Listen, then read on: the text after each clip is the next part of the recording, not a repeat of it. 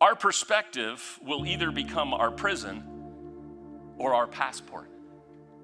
It's easy in this life to lose perspective with our struggles, with our delays, with our failures, with our pain. It's easy to declare life's just not very fair. Nobody in Scripture had a better perspective when it came to struggles, delays, pain, failures than the Apostle Paul. This is what he said. He says, but we have this treasure in jars of clay. We're fragile, we're jars of clay. We're fragile. But we have this treasure in us to show that this all-surpassing power, it's from God and not from us. God is living in us in the fragileness of this life. And then look at the next phrases that Paul uses. He says, we're hard pressed on every side, but not crushed. Perplexed, but not in despair. Persecuted, but not abandoned. Struck down, but not destroyed. Hard pressed, perplexed, persecuted, struck down. Not very hopeful words. Yet Paul says, no worries. And then he continues. I was beaten with rods, pelted with stones. 3 times I was shipwrecked. I spent a night and a day in the depths of the sea. He is the unsinkable Molly Brown of Scripture.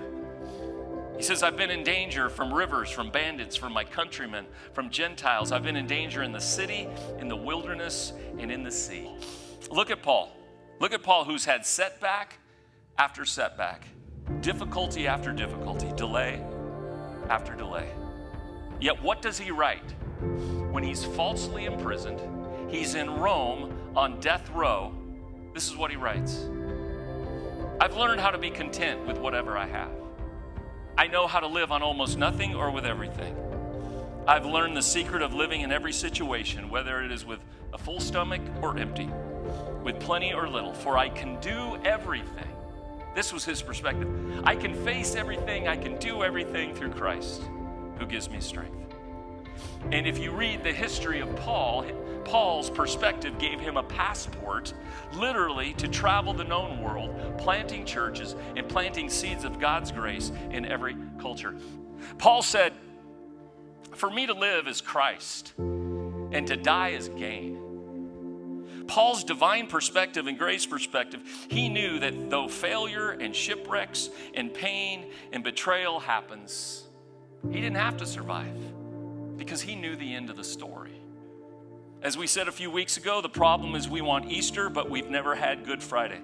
The only way to experience a resurrection in our lives is we have to die first. Resurrections sound awesome, but you can't resurrect if you haven't been dead first. So when Christ says, lay down your life, it's because he wants to do a resurrection in your life. To lay down our life of failures, to lay down our lives of worry, to lay down our life of delays and struggles so that he can resurrect you.